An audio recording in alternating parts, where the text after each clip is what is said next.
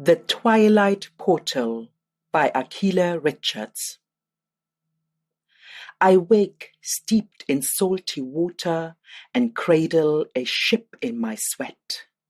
A soaked twilight clings newborn, the pillow a driftwood, under my silvered braids that soars through the silk wrap of the ocean.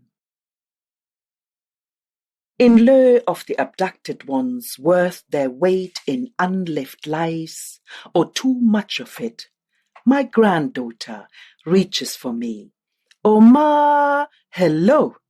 She strokes me with these words until I respond, "Ma picky, hello!" And I rise into her smile with a hug. Our favorite walks are at dusk, between lights, and so we walk into a breathless one, while Friston Forest backs us with coolness.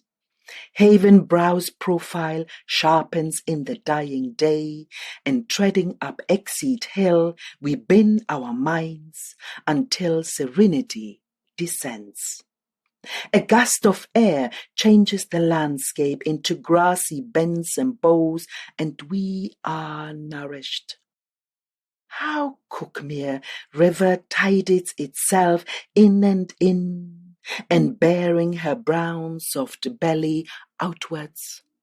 Such trust to be replenished again by the sea, while the pandemic, isolation, and grief devastated lives, while hostility rips undercurrents into more lives clinging to the waves' fringes. So we stumble into a vanishing landscape. Mapiki points to the frayed edges of toothy fields, floating islands, losing ground, like this one. "Oh, Ma, lean into me," Mapiki invites, and we rest in our embrace. We look up. An illuminous lilac grey expands over the Seven Sisters. The ocean breeze disappears into the distance. An unusual silence spreads.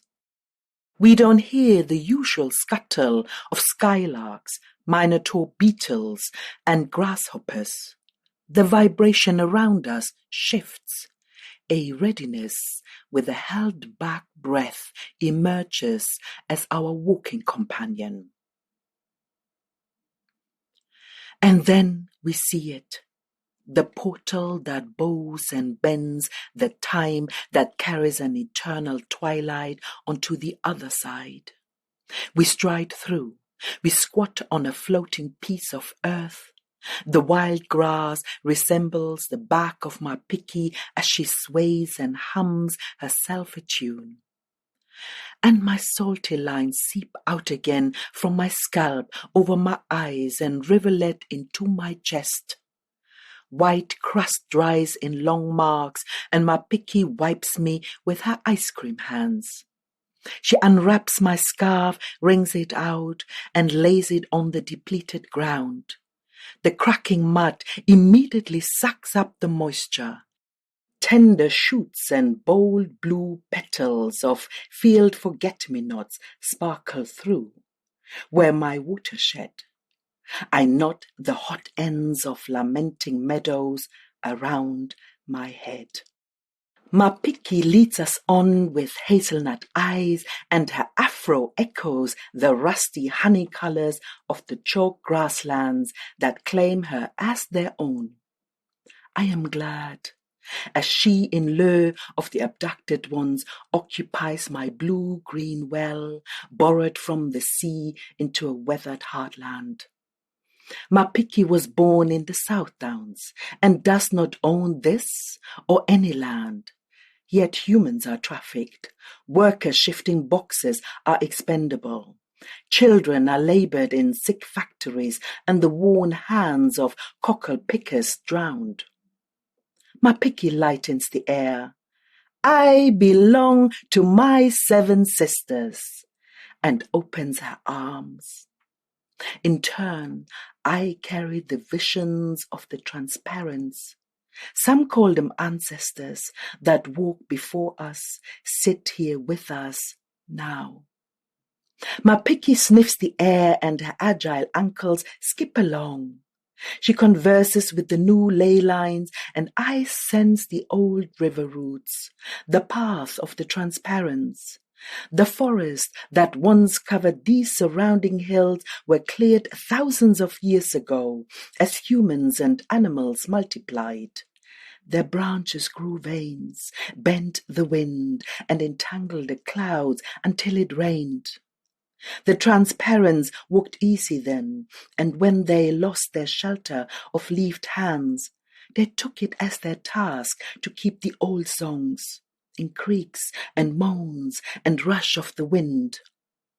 Each past and living tree's memory covers the South Downs in their millions. They were people then.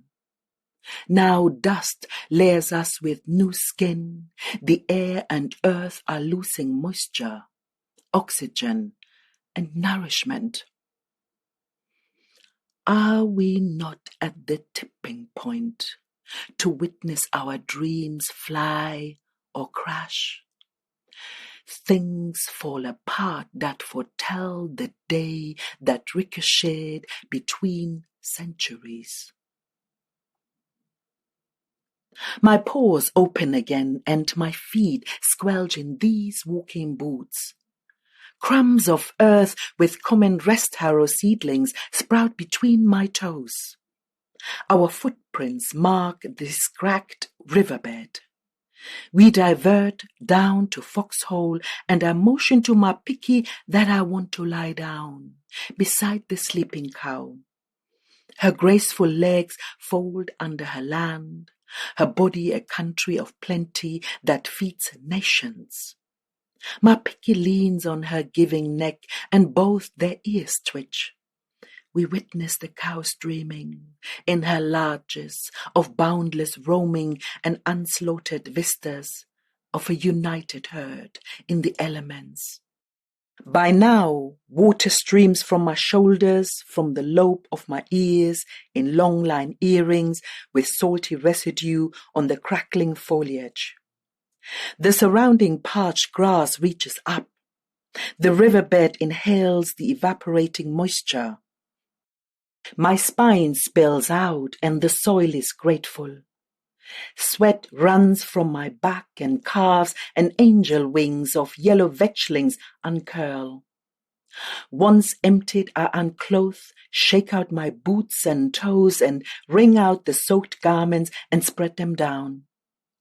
I enjoy the naked betwixt light on this waiting land, where nobody needs shade.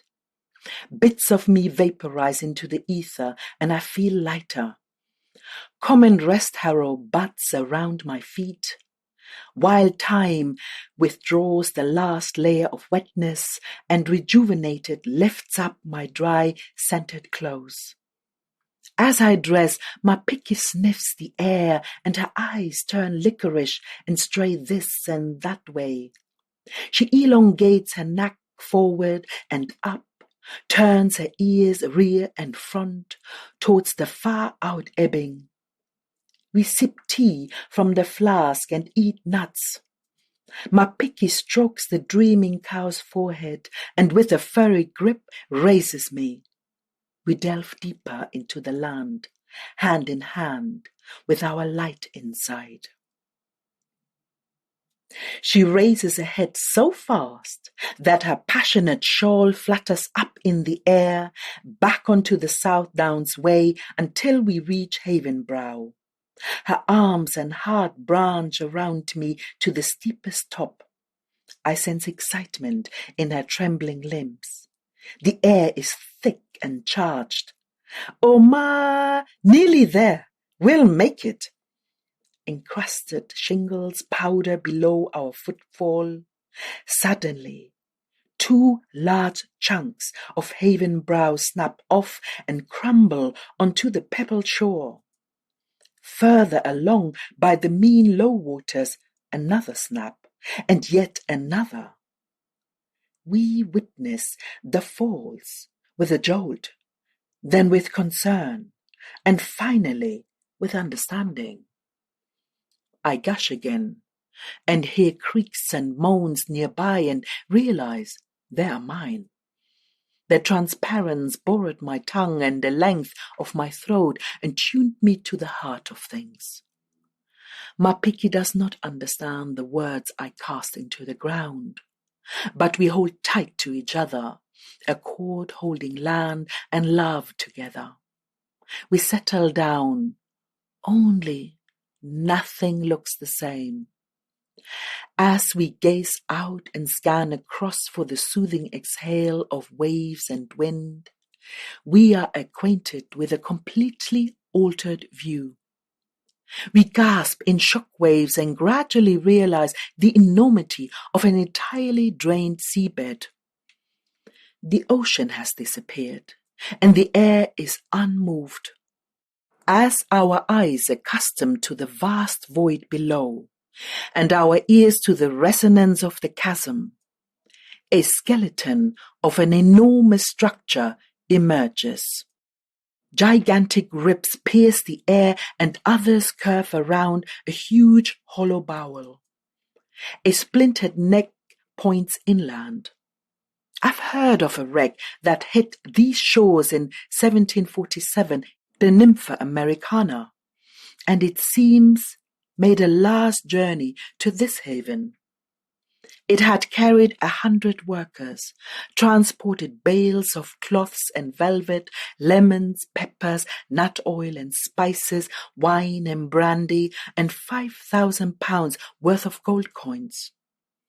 The shipwreck gifted us with a harvest of foreign lands, dispersed in the lap of the Seven Sisters. That same gold shimmers in the holographic light of water rivulets. I read that their value today is 1,232,210 pence, yet unclaimed in priceless lives. In that light, ever more gold pieces glint among the pebbles. This moment granted us a memory laid before our eyes and unknown ones. The top of my head burbles up into a jet stream, but this time I taste an overflowing caress of sweetness.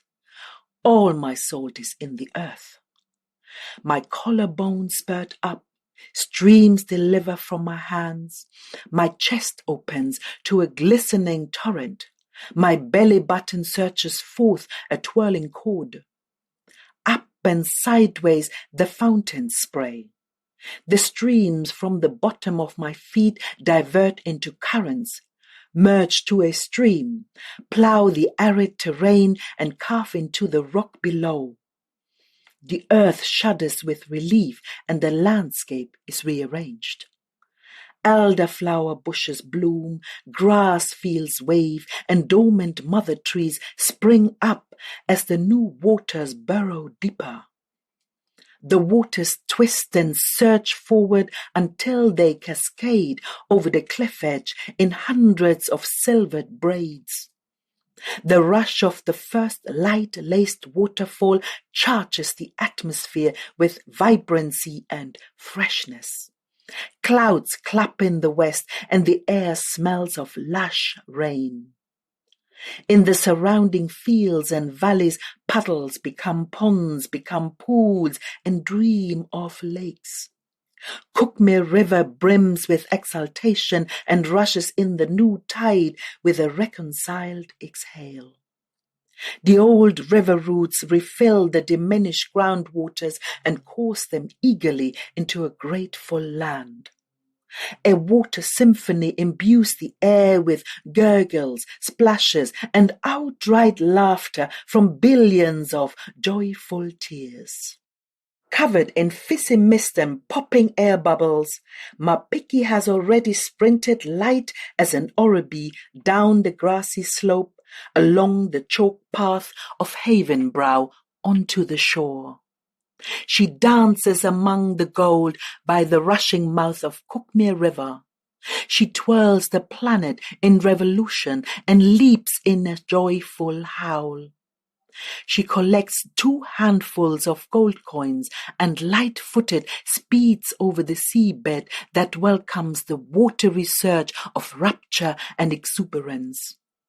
She climbs up the top of the mast.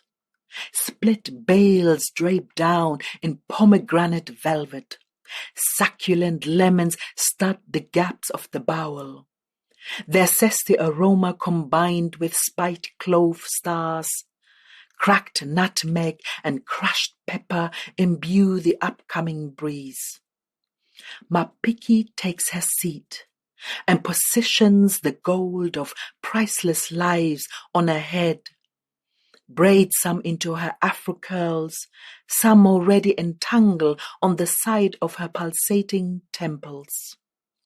And in the last minutes of the light portal closing, the coined crown illuminates the air and her joyful features. Her ears largen to pick up the outermost reverberation. Her eyes widen to pierce her sight from these shores over sapped ocean ground. She sweeps over vast plains and rifts, valleys and peaks, far off countries and along continents. They are littered with old cargo, slave, pirate, war, and other petrified sculptures. They rust, collapse, and break apart in the dried-up cemeteries. Light is the driftwood that abducted and trafficked millions of people. Heavy is the gold that accumulates and rises into hills and mountains. Spent is the past that views the unlived future in young, borrowed eyes. And the transparents make themselves visible in us. Boundless waters pour from each cell and center, all of me. A haven translates my restful dream into a new existence. As my well quenches the longest thirst between sky and earth. Mapiki opens her vocal cords. Her jubilant song releases the twilight, disintegrates lost shadows, harnesses a changed land into a startled dawn.